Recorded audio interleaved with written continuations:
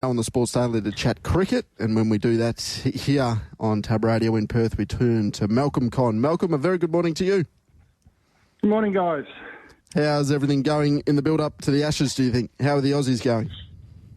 Well, mate, it's a bit of an awkward one, isn't it, with Cummins' injury. He admitted himself on Monday that he was less likely to play the first test than likely, and the latest word I got late yesterday was that he started running again, but he's not bowling.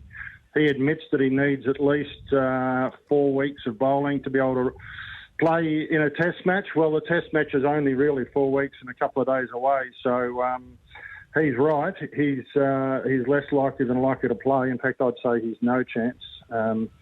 And raises some interesting scenarios. Boland had a terrific finish to the Sheffield Shield match against New South Wales, bowling for Victoria. Really went through their middle order and won a game that they could well have lost. So he looks in pretty good shape. But the big question is how long will everyone last going through the Ashes, given that all of Australia's bowlers are in their sort of mid to late 30s?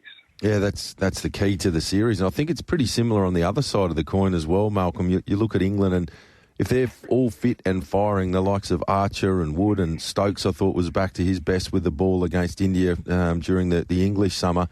They're three key players for England, but they're also ageing and have had some injury problems. They've kept it pretty quiet, the English camp, in regards to the fitness and health of that trio in particular. Have you managed to pick up what state of health that trio are in and how likely they are to be playing in the first test? Well, they're certainly nursing their key players. Currently, England are in New Zealand playing a T20 series.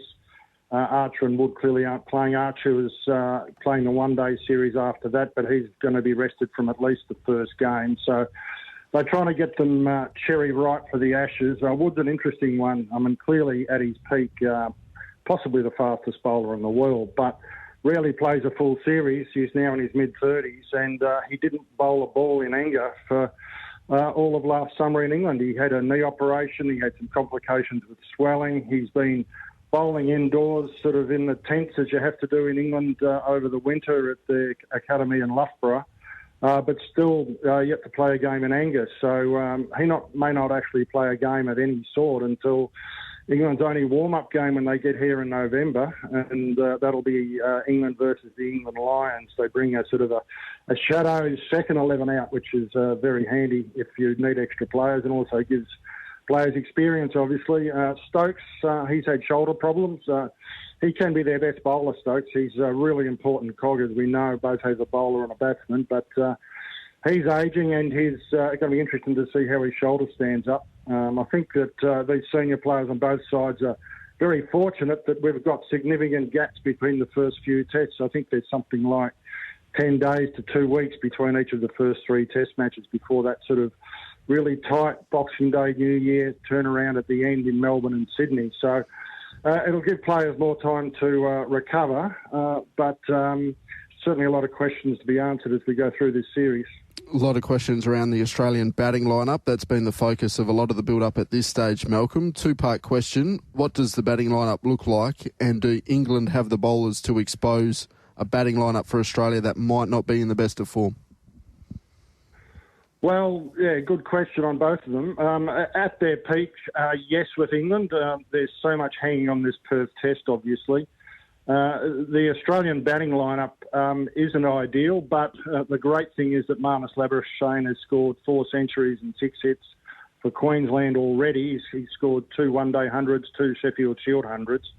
From the chatter that we gather, it looks like Marnus will open the batting with Usman Khawaja with Green at 3. Now, not ideal, but Steve Smith is the complicating factor, unfortunately, when he moved up to open the batting when Warner eventually retired. And he had a very mixed bag. He averaged 28, went back to number 4. And now, having been moved, the selectors are reluctant to move him. Well, it's a bit of a shame when Warner went that they just didn't push everyone up one, Marnus to open Smith at 3, because statistically at least, 3 is Smith's best place. He averages 67 batting at 3. And I'd love to see him at 3, Green at 4, where he bats for Western Australia and has done well for Australia. And Marnus, I think if he can bat in the top three, then you can probably open. And given all the circumstances, is probably his best shot. But I'm just a little bit uncomfortable with one Marnus opening, even though he's in such good nick, but particularly Green at 3. So hopefully, given that he batted at 3 in the West Indies and did pretty well on difficult wickets, that he can stand up. He's playing the next couple of Shield games, and we've just got to hope that top order hold together, because if they don't, it could get pretty awkward. Malcolm, the batting lineup that you suggested just there, so it'd be Khawaja, Labuschagne, Green, Smith, Head. Would that allow the all-round position there at number 6 for Beau Webster to remain in the side, or how would you see that panning out? Yes, I expect Webster to play. In fact, Bailey, the chairman of selectors, in a recent press conference, basically sort of said that, as good as ticked off Webster to play. Webster was keen to play the last Shield game. He's had an ankle injury. He didn't play the first one. And Bailey said, look, give yourself another week or two, get yourself right, you'll be okay. And so Bailey's playing in this next round of Shield. Not Bailey, sorry, he hasn't played for a while. Webster's playing in this next round of Shield games starting on Tuesday when Tas play Victoria in Melbourne. So I'd be very surprised if he didn't play, and I'd be disappointed if he didn't play, because he's played some really important innings for Australia, and he's looked like he's just the consummate professional, the 10-year first-class cricketer. He's walked in, he's unfussed, he's treated each situation he's needed to. He's made 4 half-centuries, and a couple of those have been the difference between winning and losing Test matches. So his bowling's fairly innocuous, and even though he's tall and he does get a bit of bounce, and I'd be a bit worried about him if wickets flattened out and the Baz ballers get set, but you've got to hope that Australia does some early damage and settle things down there as well. I'm sure it'll be a discussion point for a couple of weeks still to come. Malcolm, just switching attention to the ODIs at the moment. Unfortunately, over here in Perth on the weekend, we didn't get the full 100 overs in, but it looks like today in Adelaide the weather's going to hold up and Australia take on India. What are we looking forward to out of this match, and can we take anything from today going forward? Well, we've got a couple of changes by the look of it. It looks like Carey will come back in for Philippe, which is a bit tough on Philippe, who had a good game in Perth, but Carey's obviously warming up for the Ashes, and it looks like Zampa's coming back in as well.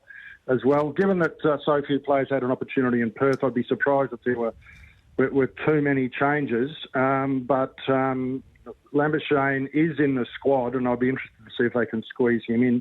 I doubt it. One interesting little aside for this game, which, as you say, the weather looks good. The pitch apparently looks like a good batting track, and Virat Kohli's made 500s in Adelaide across all formats, more than any other ground in his career. So you'd think that if he was ever going to step up after a difficult game in Perth, then this could be it. So I think there'll be a bit of interest in that. Yeah, those square boundaries are certainly to the liking of plenty of the top order. And Travis Head, I think it's a really important game for Travis Head as well, Malcolm, going into today. It'd be great for his confidence to have a really nice hit on his home deck. We've seen him play so many wonderful innings at the Adelaide Oval throughout the course of his career. Yeah, absolutely, yes. And Travis would like some runs, obviously. And as you say, it's a terrific place to get them. And he's got the golden opportunity, hasn't he, opening the batting. So if he gets away, it'll be great for the home crowd. It'll also be great for Australian cricket that Travis has got some serious international runs under his belt. It's also good for Australian cricket, the Women's World Cup at the moment. Malcolm? Oh, it's been exceptional. The women, they just go from strength to strength. They're incredible. They lost their captain, Alyssa Healy, going into the match against England, and were 4 for 68 in reply to England's 9 for 244. And they just ran it down with 10 overs to spare. Incredible. Annabelle Sutherland and Ash Gardner in the middle order put on 180. Sutherland 98 not out and got dropped trying to get 100 towards the end, and Gardner 104 not out. So they were back on top of the table, the Australian women. Won every game except one, which was a washout, and they really do look to business again. So it's been terrific the way that it doesn't seem to matter Who struggles in the batting order or who struggles with the ball. I've got that many options that they just keep getting home. So, no, very exciting. The depth is just remarkable. And as you touch on there, Ash Gardner last night, 104 off just 72 balls, 16 boundaries. She went at a strike rate of 142, but the depth is magnificent. And hopefully all is well for Elisa Healy to return to that side as we head towards the finals. But if she doesn't, as you said, the depth is outstanding. Malcolm, great catching up with you this morning. We really appreciate your time here on the Sports Daily. Can't wait for this summer of cricket and the Ashes upcoming. I'm sure the boys will keep in touch through that period. Thanks for your time this morning. Cheers, guys.